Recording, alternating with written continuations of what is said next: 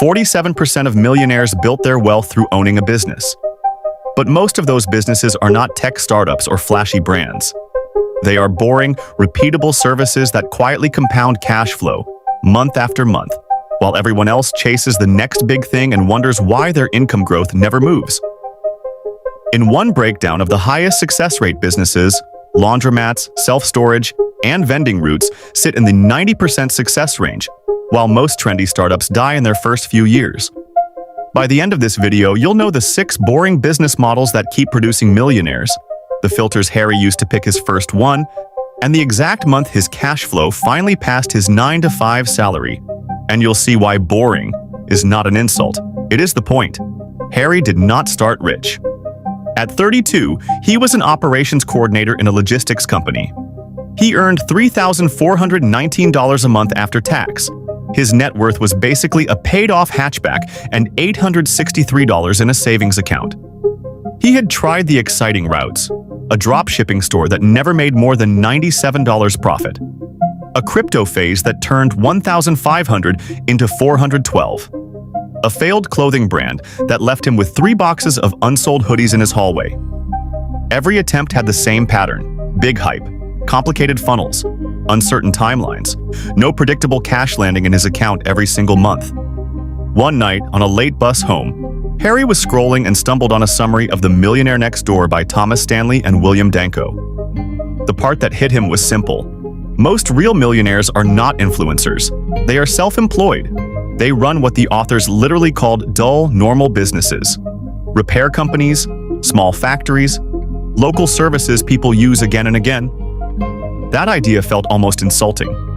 Harry had been chasing clever angles, clever branding, clever niches. Here was a book saying, be the boring owner of a necessary service and let time do the rest. He decided to treat that not as a quote, but as an experiment on his own life. Over the next 12 months, Harry went down a rabbit hole. He followed threads in entrepreneur communities, looked at sale listings for small local businesses, and noticed the same business types kept showing up in millionaire stories. Not glamorous, not complicated, just relentless.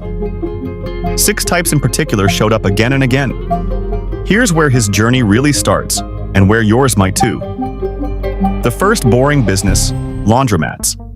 Harry almost skipped this category.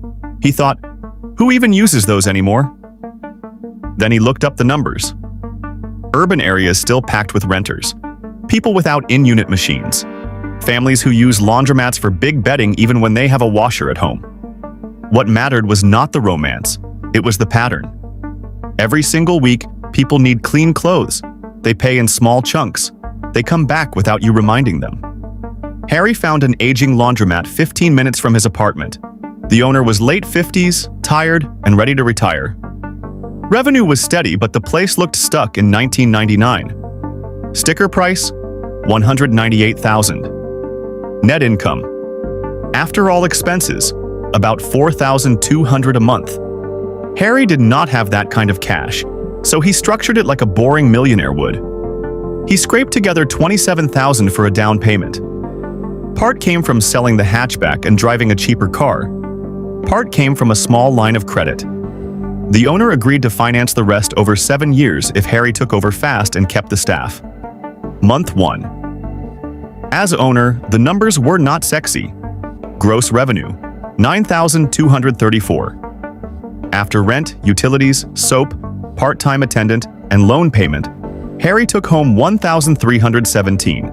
That was it. Barely more than a side income. But it was $1,317 that did not require him to clock in for more hours at the logistics job. By month 6, after he added card readers, raised prices by 23 cents per wash, and introduced a simple monthly family wash pass, net cash flow rose to $2,189. Nothing explosive, but the direction was clear. Money in, no trendy funnel, no algorithm, just machines spinning, month after month. The second boring business, vending routes. While upgrading payment systems in the laundromat, Harry kept noticing something. Every time he refilled the little snack machine near the door, the same chips and drinks moved first. He could see the grab-and-go habits in real time. He realized the laundromat was not just a laundry business, It was also a captive audience business. So he bought his first proper vending machine from a retiring operator for $2,371 and installed it near the entrance. Then he picked up 3 more and placed them in a nearby warehouse, a quiet office lobby, and a car repair shop. Vending is painfully boring. You drive, you refill, you collect small bills and see the totals. But that is exactly why it works. By month 3 of the vending route, the 4 machines together brought in $1,096 in profit after product costs and fuel. By month 12, after he replaced low-selling items and moved 1 underperforming machine to a busier gym, the route cleared $2,413 a month. Now Harry had 2 boring businesses feeding each other.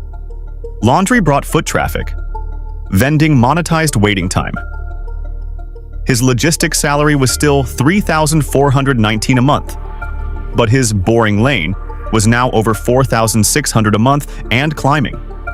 The third boring business, self-storage. This one scared Harry the most at first because the numbers were bigger.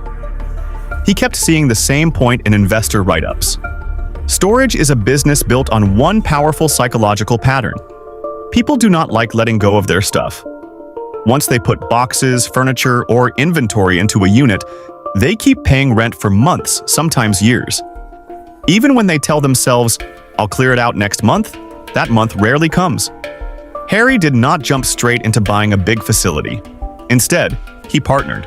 He met a small contractor who owned a piece of land behind an industrial park. The contractor wanted to build storage but hated operations. Harry loved operations and had cash flow from the laundromat and vending route. They formed a simple split. Harry funded 31% of the build cost and agreed to run all day-to-day operations, software, and tenant screening. The contractor contributed land and construction expertise. The first year, the mini storage lined up 24 units. By month 9, 18 units were filled at an average of $137 per month. Debt service and shared expenses chewed a lot of that, but Harry's share came out to around $1,594 per month once occupancy stabilized. Add that to the laundromat and vending route. Harry's boring empire was now bringing in more than $6,000 per month after costs. That finally beat his job. At this point, something clicked. He realized the business type mattered less than the pattern behind all 3. Small repeat payments, services people feel they need, behavior that keeps them coming back automatically. Before we get to that pattern, and the part that took Harry from extra income to millionaire, let's finish the 6 boring business types that keep showing up in real-world millionaire stories. The 4th boring business, car washes. Not the giant branded tunnels you see on highways. Simple, local car washes. Car washes are a perfect example of unglamorous leverage. You invest in equipment once. Water, soap, brushes, vacuums. Then you let volume do the heavy lifting. The upflip-style case studies Harry watched showed something interesting. A basic car wash can bring in hundreds of thousands in revenue with modest staffing, and the land under it often becomes the real asset. Harry did not own a car wash yet, but he studied sale listings. He saw one small 4-bay wash listed at $316,000 with claimed net income around $73,000 a year. The important part for you is not whether those specific numbers are perfect. The important part is seeing the pattern again. Simple service. Low number of moving parts. People pay $10 to $15 without thinking too hard. They come back whenever their car looks dirty. The 5th boring business, pest control or similar recurring service. In almost every entrepreneur forum Harry read, there were posts from owners of pest control, pool cleaning, lawn care, and similar services. The theme was the same. Customers sign up once. They stay on a regular route. Revenue is predictable. Imagine one route of 82 homes, each paying $59 a month for basic pest control. That is $4,838 in gross revenue monthly from one technician, one truck, and chemicals. Add 2 more routes, and you have a multi-6-figure, very boring business. The 6th boring business, property management. Not skyscrapers, not luxury towers, just being the bridge between everyday landlords and everyday tenants. Collecting rents, arranging repairs, handling move-ins and move-outs. A solo property manager with 50 doors under management at an average fee of $91 per door per month brings in $4,550 in gross fees. Scale that to 150 doors with a small team, and you are suddenly in serious income territory, handling tasks most landlords would gladly outsource. Harry did not build all 6 businesses at once. He focused on 3: laundromat, vending, self-storage. But these 6 categories showed him the real lesson. You do not need a brilliant idea. You need a boring one that survives. Here is the best reveal, the part Harry wishes he had understood at 22 instead of 32. In The Millionaire Next Door, Stanley and Danko pointed out that 2/3 of millionaires are business owners. Many of them run what most people would call boring or even dull companies. Later, when Harry dug through modern millionaire surveys and online communities, he kept running into the same supporting pattern. People who quietly built serious wealth were often in pest control, car washes, storage, vending, laundry, and property services. Harry realized they were all using the same underlying 3 filters, whether they knew it or not. Filter 1. Customers pay you at least once a month without needing to be chased. Laundry, storage, pest control, property management, even vending in the right locations all pass this test. They tie into habits. Groceries get dirty, houses collect bugs, tenants stay. Filter 2. The customer's decision is low drama. No one calls a family meeting to decide on a $12 car wash or a $1.79 soda from a vending machine. The price is small enough to slide under emotional radar. That makes your income more stable. Filter 3. Over time, you can own or control the asset under the cash flow. The washers and dryers, the storage units and land, the car wash bays, the vending machines and routes. This is what flipped Harry's results. He stopped asking, what business could go viral?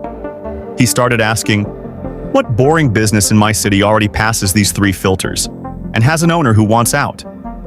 From there, the numbers did the talking. At 32, his net worth was maybe $5,000. By 38, after 6 years of focused, boring moves, the picture looked different. He still wore the same type of jeans. He still drove a practical car. But the laundromat loan was nearly paid down, and a new valuation put that business at around $341,000. His share of the storage facility, after debt, was worth about $207,000. The vending route, sold at a common multiple of earnings, could likely fetch around $89,000. Together with retained earnings that he mostly plowed into index funds and a simple home, his net worth crossed the $1 million mark at 38 years old. No single year felt explosive. There was no viral moment, just slow, steady, compounding growth from assets people barely notice when they drive by. So, what does this mean for you? First, you do not have to start all the way at ownership. You can step into this world gradually. Spend one quiet afternoon each week searching for real boring businesses for sale in your area. Not online dropshipping stores. Physical or service businesses with years of history. Look at laundromats, vending routes, small storage lots, pest control routes, car washes, or property management firms. Filter every listing through Harry's 3 questions. Do customers pay at least monthly? Is each decision low drama? Can you eventually own or control the key asset? Second, stop underestimating tiny cash flow. $1,317 a month from the laundromat did not change Harry's life overnight, but it changed his direction. It proved that he could earn money without more hours at his job. Then he stacked. $2,413 from vending, $1,594 from storage. Stacking boring is how the numbers become interesting. Third, accept that boring is a filter for you as much as for the business. Can you stomach repetition? Can you stand walking past your own machines, your own units, your own trucks? Week after week, adjusting small things, tracking simple dashboards, not chasing the next shiny thing? If yes, you are already ahead of most people. Here is what you can do tonight. Pick one of the 6 boring categories that fits your city. Just one. If you live in a dense rental area, that might be laundromats or small storage. If you are in spread-out suburbs, maybe pest control or lawn care. If you are near commuter traffic, vending, or car wash. Write down 3 concrete moves. Maybe it is: find 5 laundromats within 30 minutes and note which feel neglected. Maybe search for vending routes for sale and write down asking prices. Maybe call one property manager tomorrow and ask what tasks they hate most. They are tiny steps, but tiny, boring steps are exactly what started Harry's path. 6 years later, people call him lucky. They see the numbers, they see the businesses. They do not see the nights he spent reading about laundry machines and tenant software instead of chasing the latest hype. You do not need to copy his exact mix of laundromat, vending, and storage. You only need to copy the principle: own boring, serve needs, not trends.